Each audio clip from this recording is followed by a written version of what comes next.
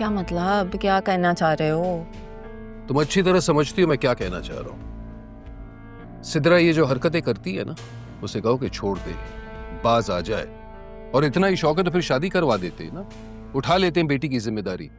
लेकिन उसका यूं रात को लेट आना मैं हरगिज बर्दाश्त नहीं करूंगा।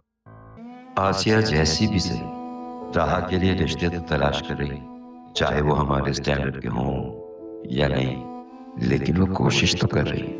और मैं क्या करूं? आज तक मैंने एक बार भी राह के लिए कोई रिश्ता तलाश किया नहीं, एक भी नहीं। यही सोच कर के वो पढ़ना चाहती है आला तालीम के लिए बाहर। अरे ये ख्याल मुझे पहले क्यों नहीं आया? इससे अच्छा तो कोई और ऑप्शन हो ही नहीं सकता। हेलो। हाँ वसीम बेटा, क्या हाल है? बहुत लंबी उम्र है तुम्हारी, अभी तुम्हें ही कॉल करने वाला था मैं बिल्कुल ठीक हूँ। आप बताएं, सब खैरियत है? भाई बस ठीक है, दवाइयों के सहारे चल रहे हैं हम। ताईजान अल्लाह आपको सलामत रखे। बताइए कैसे याद कर रहे थे आप? बेटा मैं ये सोच रहा था कि अगर हम दोबारा से दो खानदानों को जोड़ने के बारे में सोचें तो क्या बुरा है। तुम अच्छी तरह जानते हो अकरम मेरा कजन था, मेरे भाइयों की तरह था। हम दोनों ने मिलकर खानदान को जोड़ना ही चाहा था, मगर बेटा वो किस्मत को कुछ और मंजूर था। ताईजान मैंने माजी को बुलाकर अपना बेटा आपके पास भेजा ताकि हम फिर से एक हो जाएं। मैं भी आपसे इसीलिए बात करना चाह रहा था। इसीलिए बेटा मैं राह के लिए तुमसे जरियून का रिश्ता मांग रहा हूं।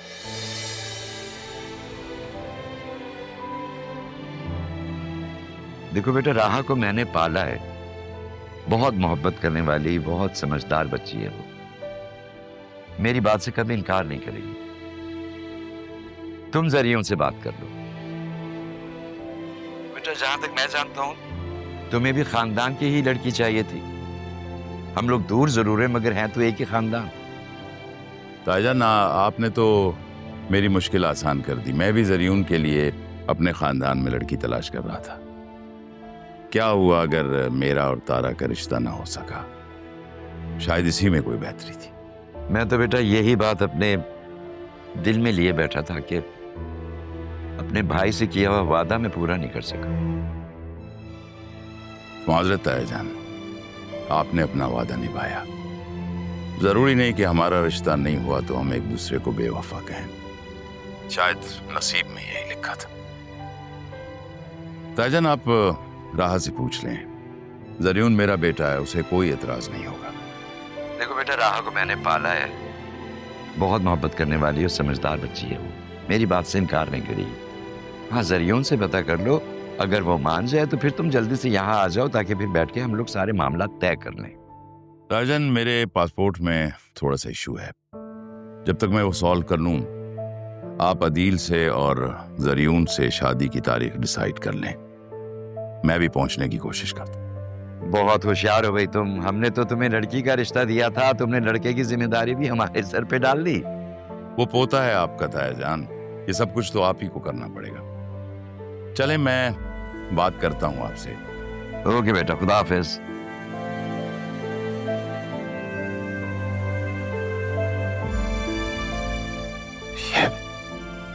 ये सब कुछ इतनी आसानी से हो जाएगा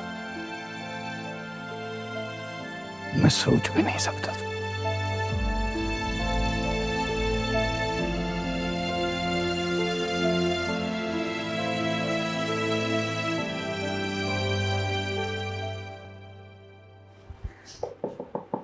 पापा।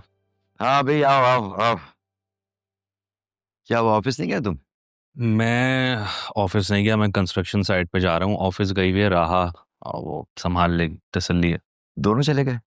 जी। मैं तुमसे वो राहा की शादी के बारे में बात करना चाह रहा था। क्या आसिया ने फिर कोई रिश्ता बता दिया राहा के लिए? वो बेचारी कोशिश तो करती है, रिश्ते ढूंढती तो है।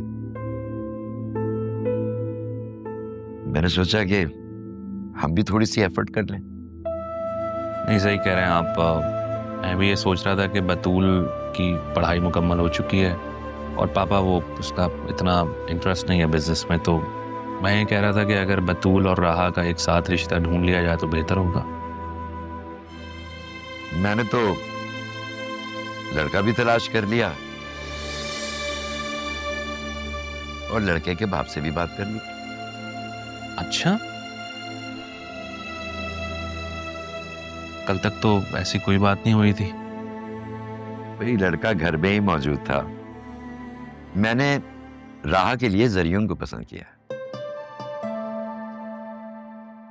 तुम्हारी क्या राय है इस बारे में? उसने, वसीम ने तो सब कुछ हम पे छोड़ दिया। सही। मैं तो जरियून और बतूल के बारे में सोच रहा था, मगर चले, मैं राहा के लिए भी मुझे खुशी है, मेरे लिए तो दोनों बराबर हैं। बेटा तुम बहुत अच्छे इंसान हो। मेरी नवासी को अपनी बेटी पे फौकियत दी है तुमने। तो आपकी नवासी मेरी भांजी भी तो है। हम इंशाल्लाह बतूल के लिए बहुत अच्छा लड़का तलाश करेंगे। इंशाल्लाह।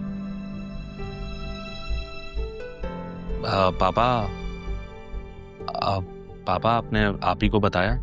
नहीं, अभी तो सिर्फ तुमसे और वसीम से ही बात हुई है बेटा। वसीम कह रहा था कि हम तारीख पक्की करके उसको बता दें, वो आ जाएगा। उसके पासपोर्ट में अभी कोई इशू है, वो क्लियर होगा तो फौरन आ जाएगा वो। सही। अरे पापा, वसीम भाई को पता है कि आप ही यहाँ रहती हैं हमारे साथ? बेटा जब वसीम को राहा पे कोई इतराज नहीं है तो तारा के यहाँ होने से या ना होने से उसे कोई फर्क नहीं पड़ना चाहिए। बेटा इस बारे में तुम अभी आसिया को कुछ ना बताना। मैं एक बार तारा को लूप में ले लूं, उसे बता दूं, पता होना चाहिए। उसके बाद बेशक तुम सबको बता देना। जी बाबा, जैसे आपकी मर्जी। चलिए ठीक है, मैं चलता हूँ। ओके बेटा, खुदा हाफिज।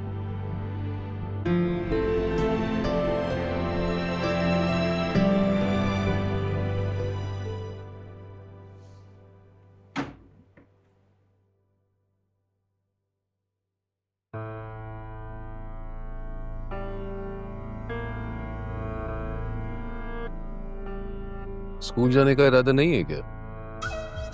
नहीं। तुम इतना बन ठन के कैंटीन चलाने जा रहे हो? हाँ।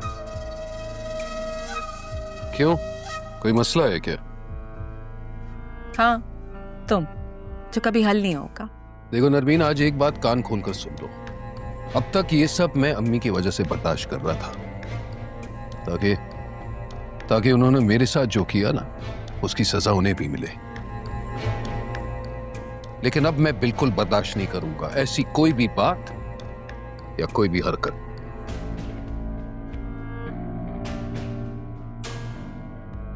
क्या मतलब, क्या कहना चाह रहे हो?